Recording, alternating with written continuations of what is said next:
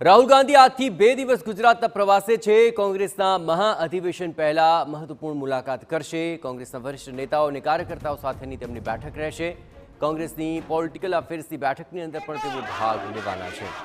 ગુજરાત કોંગ્રેસને એક્ટિવ મોડમાં લાવવા માટે વિશેષ ચર્ચા વિચારણા થવાની છે। કોંગ્રેસના રાષ્ટ્રીય અધિવેશનની તૈયારીઓ અંગે પણ ચર્ચા વિચારણા કરવામાં આવશે। જિલ્લા પ્રમુખો તાલુકા પ્રમુખો સાથે પણ બેઠક થવાની છે।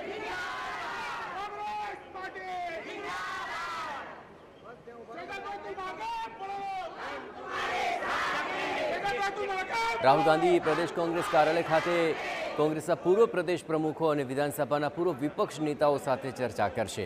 ત્યારબાદ પોલિટિકલ અફેર્સ કમિટી સાથે બેઠક અને અન્ય સેલના સભ્યો સાથે ચર્ચા વિચારણા કરશે। આ પ્રવાસ દરમિયાન રાહુલ ગાંધી ગુજરાતના તમામ જિલ્લાના કોંગ્રેસ પ્રમુખો સાથે પણ સીધો સંવાદ સાધવાના છે।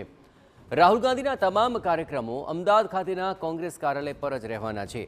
અમદાવાદમાં જ રાહુલ ગાંધી રાત્રે રોકાણ કરશે અને 8મી માર્ચે સવારે 10 વાગે કોંગ્રેસના કાર્યકર્તાઓ સાથે સીધો સંવાદ કરશે, જેમાં જિલ્લા અને શહેર કોંગ્રેસના હોદ્દેદારો તેમજ પ્રદેશના સેલના હોદ્દેદારોની હાજરી આપવાની છે અને 8 માર્ચે બપોરે 2 કલાકે રાહુલ ગાંધી અમદાવાદથી દિલ્હી જવા માટે રવાના થશે।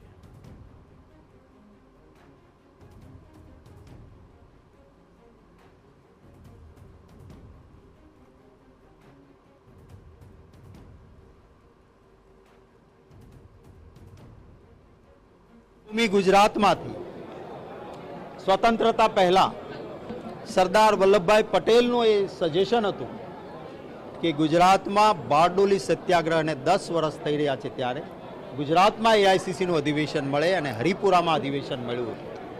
સુભાષચંદ્ર બોઝજી ત્યારે એઆઈસીસીના અમારા કોંગ્રેસ પાર્ટીના રાષ્ટ્રીય અધ્યક્ષ બન્યા।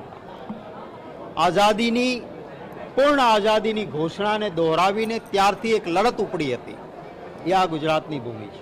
એ પછી 1961માં ભાવનગરમાં અધિવેશન મળ્યું, ત્યાર પછી આ ત્રીજી વખત એઆઈસીસીનું અધિવેશન ગુજરાતમાં મળી રહ્યું છે, એનો આનંદ છે।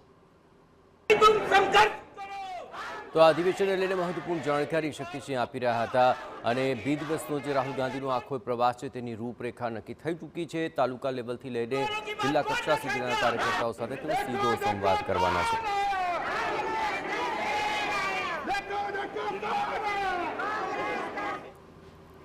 રાહુલ ગાંધીની આ મુલાકાતને લઈને વધુ વિગતે વાત કરવા માટે જોડાઈ રહ્યા છે ટીવી9 સંવાદદાતા સચિન પાટીલ।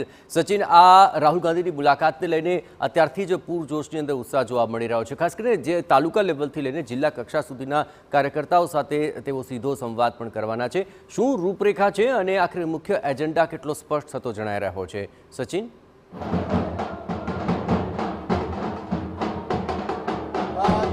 જે પ્રકારની આ બેઠકનો આજનો દોર છે, આજના દોરમાં અલગ અલગ 4 બેઠકો થવાની છે, જેમાં પૂર્વ જે પ્રમુખો છે, સાથે સાથે જે સીએલપી લીડર્સ છે, એના પછીના જે શહેરના હોદ્દેદારો છે, જિલ્લાના હોદ્દેદારો છે, અને એ સિવાય જે ફ્રન્ટલ ઓર્ગેનાઇઝેશન્સ છે અને એ સિવાય સેલ્સના જે હોદ્દેદારો છે, અલગ અલગ જે સેલ બનાવેલા છે, અને ત્યારબાદ જે મિટિંગ છે, મિટિંગ કાર્યકર્તાઓ સુધીની જે છે રાહુલ ગાંધી આજે કરવાના છે।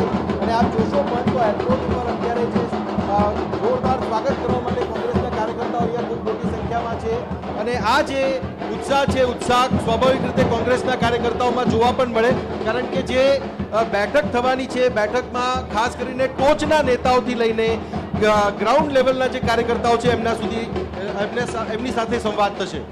શાહનવાઝ, જે બેઠક થવાની છે સીડબ્લ્યુસીની એ 1 મહિના પછી છે ને એના બરાબર આ 1 મહિના પહેલા રાહુલ ગાંધીનું આગમન સંગઠનની દ્રષ્ટિએ કેટલું મહત્વનું કે જે કોંગ્રેસની દ્રષ્ટિએ કેટલું મહત્વનું? જ્યારે પણ રાહુલ ગાંધી કાર્યકરો સાથે સંવાદ કરે છે ત્યારે કાર્યકર્તાઓને ચાર્જ કરીને જાય છે। 2017માં આપણે જોયું છે 82 સુધી કોંગ્રેસ પહોંચી હતી। રાહુલ ગાંધી બસ લઈને ફર્યા હતા આખા ગુજરાતમાં। રાહુલ ગાંધી ચેલેન્જ કરીને ગયા છે ભારતીય જનતા પાર્ટીને કે ગુજરાતમાં આવીને તમને અમે હરાઈશું। આ એના ભાગરૂપેની તૈયારી છે। 2 દિવસ રાહુલ ગાંધી કાર્યકર્તાઓને નેતાઓને સંબોધશે અને 1 વર્ષ પછી જે 100 વર્ષ પહેલા મહાત્મા ગાંધીના નેતૃત્વમાં અધિવેશન થયું હતું ગુજરાતમાં, એ જ રીતે અધિવેશન જવા થઈ રહ્યું છે અને આખા દેશના કોંગ્રેસના નેતાઓ ગુજરાત રહેવાના છે, 2 દિવસ મહેમાન બનવાના છે। એટલે રાહુલ ગાંધીની તૈયારીના ભાગરૂપે પણ આજે અહીંયા કાર્યકર્તાઓ સાથે બેઠક લેવાના છે। તો શું કહેશો, રાહુલ ગાંધીનું જે આગમન છે કેટલો ફરક એનાથી પડવાનો છે કાર્યકર્તાઓમાં અને બધામાં? લોકસભામાં જ્યારે રાહુલ ગાંધીજીએ એમ કીધું હતું કે આવતી આ વિધાનસભાની ચૂંટણીમાં 2027માં ઇન્ડિયા ગઠબંધન દ્વારા ગુજરાતમાં કોંગ્રેસની સરકાર બનશે એવો એક નિશ્ચિત એમનું જે વિધાન હતું એ વિધાનની અંદર અત્યારે આજે 2 દિવસના પ્રવાસે છે. તમામ કાર્યકર્તાઓને મળવાના છે, તમામ નેતાઓને મળવાના છે. આવનારા દિવસોમાં વિધાનસભા અને કોર્પોરેશનની ચૂંટણીમાં કઈ રીતના કોંગ્રેસ પક્ષને મજબૂત કરી શકાય, કાર્યક્રમોમાં ઉત્સાહનો સંચાર થાય એ માટે ખાસ કરીને આ પ્રવાસ યોગ્ય છે. એક બીજી વાત અહીંયા એ છે કે જે પ્રકારે સંગઠનને મજબૂત કરવાની વાત છે, કઈ રીતે સંગઠન મજબૂત કરવા માટેના જે સૂચનો તમારા મનમાં પણ જે હશે જે તમે કહેવા?